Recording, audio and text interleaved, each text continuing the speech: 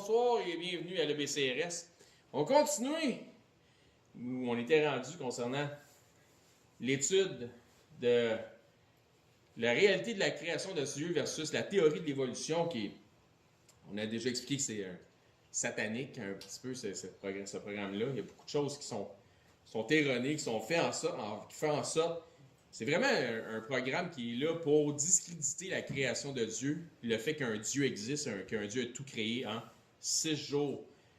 Donc, dernière fois, on avait parlé de l'ère glaciaire, c'est sûr qu'on va parler encore, on va continuer sur notre élan de l'ère glaciaire. Comme j'ai déjà dit, on va laisser aucune pierre qui ne sera pas retournée. Parce qu'il y a tout le temps quelqu'un qui peut arriver avec un argument. Donc, c'est pas légétique en ce qu'on fait. Donc, il y a des gens qui vont pouvoir vous arriver avec des arguments. Vous allez pouvoir, grâce à ces études-là, si le souvenir vous revient, pouvoir répondre à ces gens-là ou avoir des réponses ou ne pas vous laisser manipuler par des pensées vaines qui discréditeraient ce que le Seigneur nous enseigne.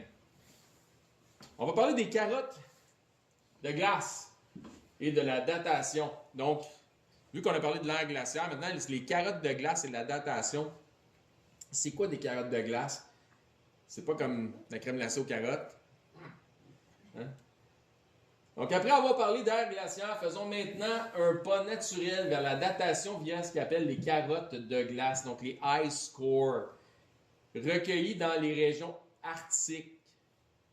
Donc, il y en a qui pourraient arriver avec cette idée-là, penser qu'on a une datation là, que vraiment de longue date là, grâce aux ice cores, grâce aux carottes glaciaires. Dans plusieurs laboratoires de diverses nations, que ce soit aux États-Unis, la Russie, le Danemark, la France, etc., ont creusé des trous de plus d'1 kilomètre de profondeur dans la glace, près des pôles, et prélever des échantillons pour les analyser en laboratoire. On va regarder qu'est-ce qui s'est passé, etc. Donc, le narratif habituel prétend que les carottes de glace des régions polaires contiennent des traces de changement climatique d'un passé lointain. On va aller voir l'histoire à partir du fond de la glace. C'est un petit peu ça le truc. En se basant sur la variation des isotopes d'oxygène, la concentration de dioxyde de carbone dans les bulles d'air qui sont emprisonnées dans les particules, il estime que les couches les plus basses des carottes glaciaires ont été formées il y a plus de 160 000 ans.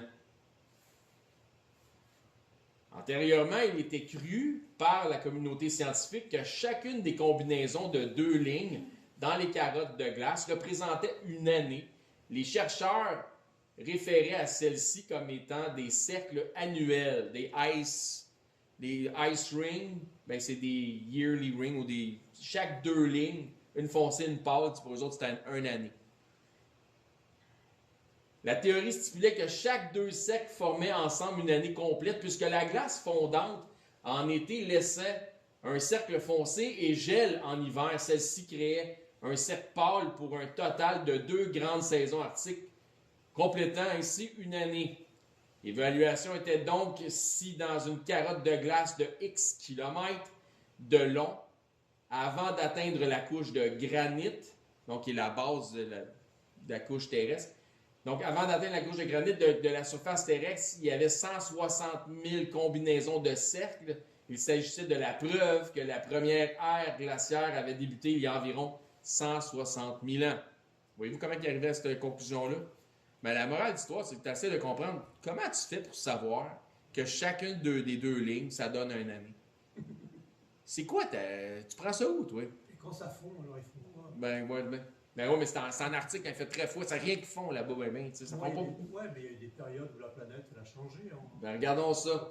Les évolutionnistes utilisent donc ces découvertes afin de ridiculiser les créationnistes, en stipulant que les aires glaciaires ne peuvent pas être liées à un supposé déluge il y a environ plus ou moins 4400 ans.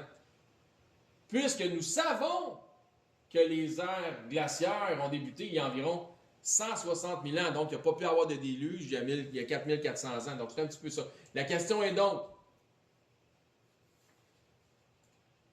malgré tous les éléments de recherche, de calcul et de matériel scientifique, quelle est la question qu'on doit se poser? Si on regarde un sens critique, est-ce que nos amis évolutionnistes assument ou savent qu'il s'agit bel et bien de cercles annuels? La question à poser tout le temps, c'est est-ce que tu penses ou est-ce que tu sais ça? Puis là, s'il dit, je sais ça. Comment est-ce que tu sais ça? Bien, ils vont dire, ils l'ont prouvé. Qui ça? Ouais. Où ça? L'as-tu observé? Exact. Dis-moi qui l'a prouvé. Puis dis-moi comment qu'ils l'ont prouvé. Ben, ils l'ont prouvé, ils l'ont prouvé. Non. Peut-être qu'ils n'ont rien prouvé, peut-être qu'ils ont assumé que c'était ça. Puis toi, parce que c'est un contexte scientifique qui t'est offert, tu penses que c'est la réalité. Donc, tu ne sais pas ça, tu penses ça. Il y a une différence entre les deux. Toujours rappeler aux gens que le meilleur des experts, c'est celui qui se trompe le moins souvent, mais tous les experts se trompent. Donc, on va regarder les avions de la Seconde Guerre mondiale sous la glace. Regardons tout. Le Groenland Society d'Atlanta a récemment tenté de creuser un puits de 3 mètres de diamètre, dans un gros trou, dans la banquise du Groenland, afin d'extraire 2 B-17 Flying Fortress et 6 chasseurs P-38 Lightning, emprisonnés sous une couche de glace estimée à 76 mètres, donc 249 pieds de profondeur, depuis près de 50 ans. Ça fait combien d'années qu'ils sont là, les avions? Plus ou moins 50 ans. Tantôt, il disait quoi? 160 000 ans? OK, on va voir. Donc, voici les avions. Vous voyez les avions de quoi qu'ils ont l'air. C'est pas des petits avions, là. Des gros avions, des vieilles avions de chasse. Deuxième Guerre mondiale. Outre la fascination suscitée par la récupération d'avions d'époque, parce que c'est quelque chose, c'est un joyau là, d'aller récupérer un avion de l'époque, tu sais. Le fait que ces appareils aient été enfouis si profondément en si peu de temps attire l'attention sur les échelles de temps utilisées pour estimer la chronologie de la glace. Puis là, tu fais on n'arrive pas au même calcul.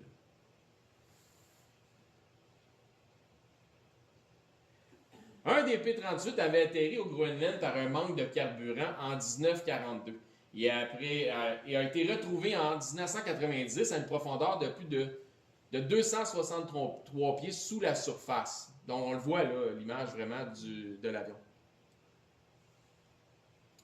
Ainsi donc, l'avion se serait enfoncé et ou aurait été enfoui à une profondeur de plus ou moins 5,5 pieds, 5 pieds et demi par année. Vous voyez ça? Voici le calcul. Donc, 1990 moins 1942, ça donne 48 ans. D'accord? Donc, 263 pieds divisé par 48 ans, ça donne plus ou moins 5 pieds et demi par année. Vous êtes d'accord? 5,5 pieds. Le trou le plus creux qui a jamais été creusé par les chercheurs avant d'atteindre la couche de granit est de plus ou moins 10 000 pieds. Donc, plus ou moins 3 km. Ils ont de la passion. Ainsi donc, si nous appliquons la même logique de calcul que celle pour la découverte des avions, regardez bien ça, 10 000 pieds divisé par 5,5 égale 1819 années. C'est pas pareil, hein? Ah, ouais, on est pas à la même place, hein? C'est spécial, là. Si nous prenons en compte que les couches de plus profondes peuvent avoir subi une compression, une ère glaciaire ayant débuté il y a plus ou moins 4000 ans ne s'oppose absolument pas au résultat des calculs. Comprenez-vous? Il faut que ça fasse du sens. Et que ça les frappe dans l'orgueil, hein, les évolutionnistes, quand t'arrives, ça ne marche pas vos calculs, on s'excuse, mais c'est ça. En fait, on ne s'excuse pas. Certains des avions retrouvés au Groenland ont été envoyés dans un musée à Middleborough, au Kentucky, aux États-Unis. Questionné sur le sujet, M. Robert Cardin, le contremaître responsable des fouilles afin d'extraire les avions des profondeurs glacées, a révélé que les cercles dans les couches de glace ne représentent pas des années, ni même des saisons, mais bel et bien simplement que des variations de température. Ça n'a pas rapport tes deux cercles, un foncé et un pâle, pour dire une année. M. Cardin dit non, marche pas ton affaire. Moi, j'ai creusé 3 mètres par. Je suis allé chercher des avions dans le fond de la glace. C'est quoi tu parles? OK? Monsieur doit savoir, c'est M. Cardin, ça. Donc, il a aussi expliqué que, dépendamment des conditions, plusieurs de ces formations peuvent se produire dans la même semaine. Excuse, c'est pas. Il manque un mot, là. En réalité, ces cercles en alternance pâle-foncé, grâce aux variations chaud-froid, comme le disait Didier tantôt, incluant parfois des accumulations de neige, peuvent se former en une journée et non pas en une année. Ça fait toute une différence, hein? Oui. Faut-tu prendre le monde pour des sans-dessins? Puis là, écoute, t'es là avec ton équipement scientifique, là. T'es là, t'es payé, subventionné, écoute, puis t'es là pour dire des âneries, puis prendre le monde pour des caves. M. Cardin ayant lui-même descendu dans les trous percés de 3 mètres de diamètre afin d'atteindre les avions et de les remonter en pièces détachées, admet qu'il y avait des centaines de couches en alternance, pâles et foncées, afin d'atteindre les avions. Si les avions étaient là depuis plus ou moins 48 ans et que ces couches représentent des années, ainsi donc il ne devrait y avoir que près d'une cinquantaine de ces couches avant d'atteindre les roues des avions. Il devrait y avoir juste 50 couches. Ça fait 50 ans, right? Avant d'arriver aux roues des avions, pas au-dessus des avions, aux roues des avions. Questionné sur les couches annuelles de glace, M. Cardin a réagi avec stupéfaction en s'exclamant que ces couches ne sont pas annuelles, mais bel et bien que la représentation de variations de température chaud-froid. Il a même confirmé avoir observé ces couches se former. C'est visuel. Il peut parfois se former jusqu'à 5 de ces couches par semaine. Ces couches ne représentent pas été-hiver, mais chaud-froid, chaud-froid, chaud-froid, M. Bob Cardin. Les carottes de glace et la datation toujours. Est-ce que les pseudo-scientifiques auraient cru que les cercles de carottes de glace se calculaient de la même manière que certains calculent les cercles des troncs d'arbres afin d'arriver à leur âge? Vous comprenez-tu comment ils ont peut-être fait le lien? Hey, si c'est bon pour les troncs d'arbres, c'est peut-être bon pour la glace. L'évaluation de l'âge des arbres via le calcul de leurs cercles supposément annuels, donc ce qu'on appelle les cercles annuels, n'est définitivement pas une science qui est exacte. C'est comme la météo finalement. Selon les années, certains arbres peuvent former 2 ou 3 cercles et dans d'autres cas, ils peuvent prendre jusqu'à 2 ans pour en former qu'un seul. Ça dépend de la température, puis des saisons, puis comment ça va. Donc les cercles des troncs d'arbres maintenant. L'arbre le plus vieux que nous connaissons est le pin Bristol Cone. Il s'agit d'un pin aristé, estimé à un âge de plus ou moins 4800 ans. Ça, c'est l'arbre qu'on a le plus vieux sur la Terre, qu'on a trouvé. Découvert dans les montagnes blanches de la Californie. Question ici. Si la Terre a des millions d'années, pourquoi n'avons-nous pas encore découvert un arbre plus vieux de 5000 ans? C'est une bonne question, hein? On a le droit de se poser des questions. Serait-il possible que l'âge de la Terre soit en réalité beaucoup plus jeune que le propose la théorie de l'évolution et qu'il y a plus ou moins 4400 ans, un déluge de balles d'eau aurait submergé la Terre?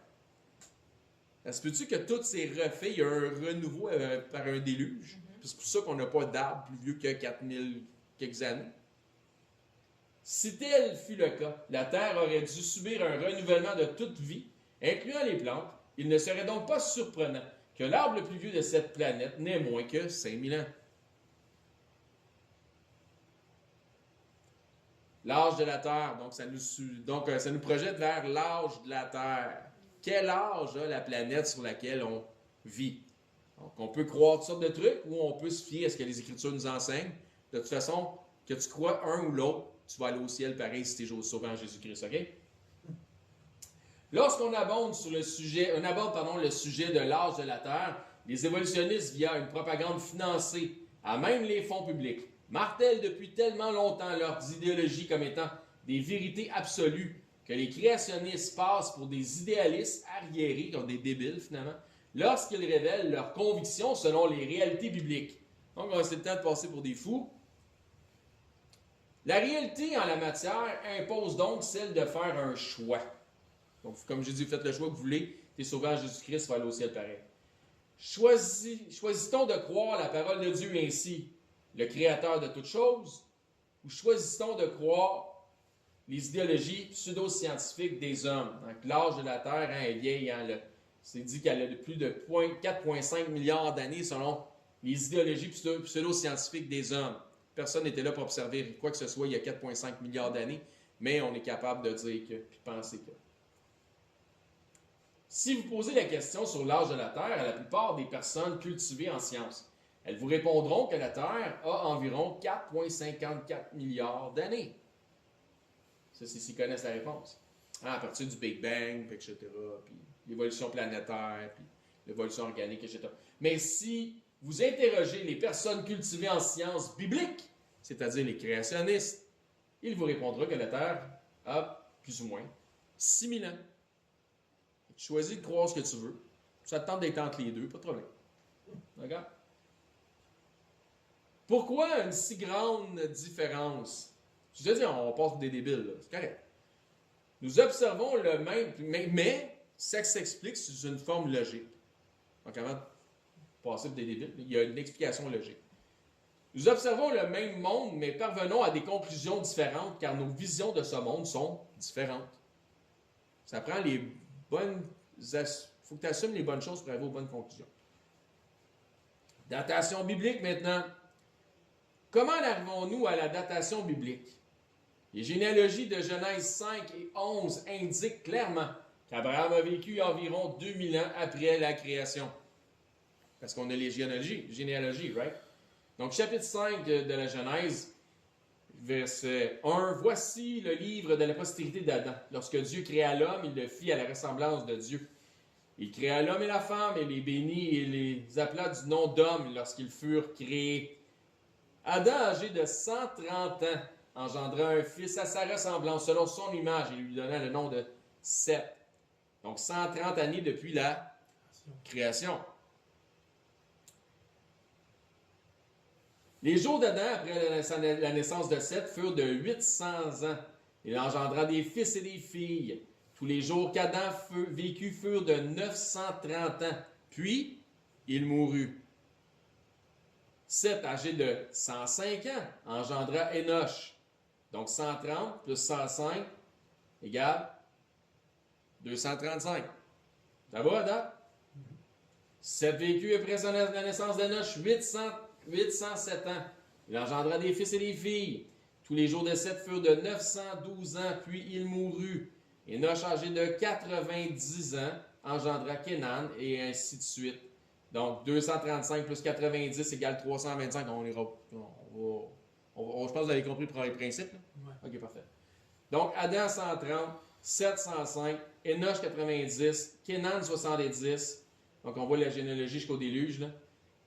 Donc, Mahalalel 65, Jéred 162, Enoch 65, Méthusela 187, Lémec 182, et finalement, Noé, total 1056 années. Donc, c'est là. Même si on se trompe de quelques années, là, pas même bien grave. Donc, on a juste à suivre le programme. Chapitre 7 de la Genèse, verset 6. Noé avait 600 ans lorsque le déluge d'eau fut sur la terre. Donc, 1056 plus 6 ans, ça fait 1656. Ainsi, le déluge aurait eu lieu en l'an 1656 depuis la création de l'homme. Et après les événements du déluge, les générations reprennent. Donc, chapitre 11 de la Genèse. Verset 10. Voici la postérité de Sem, fils de Noé. Sem, âgé de 100 ans, engendra Arpachshad, donc 2 ans après le déluge. 156 plus 2, 1656 plus 2, 1658. Et ainsi de suite jusqu'à Abraham, au verset 26. Et nous savons, grâce à des chronologies que l'on retrouve aussi ailleurs dans les Écritures, qu'Abraham a vécu environ 2000 ans avant la naissance de Jésus-Christ. Depuis, nous savons que le ministère de Jésus a eu lieu il y a environ 2000 ans. Ça va, Adam? Je ne perds pas personne, je pense que les maths sont bons. En additionnant ces durées, nous obtenons environ 6000 ans, donc plus ou moins 6000 ans pour l'âge de la Terre. C'est comme ça qu'on arrive à la datation biblique. Là, tu te demandes, mais oui, pourquoi tout l'air vieux? Parce que Adam avait l'air d'avoir 30 ans quand il l'a créé. Tu sais, Adam, il est mort à 930, mais il avait déjà l'air de quelqu'un physiquement d'une trentaine d'années. Right? Fait que, il a triché de 30 ans. Grosso modo, là, si on veut. Là. And that's all, folks. Dieu voulant, il y en aura plus la semaine prochaine.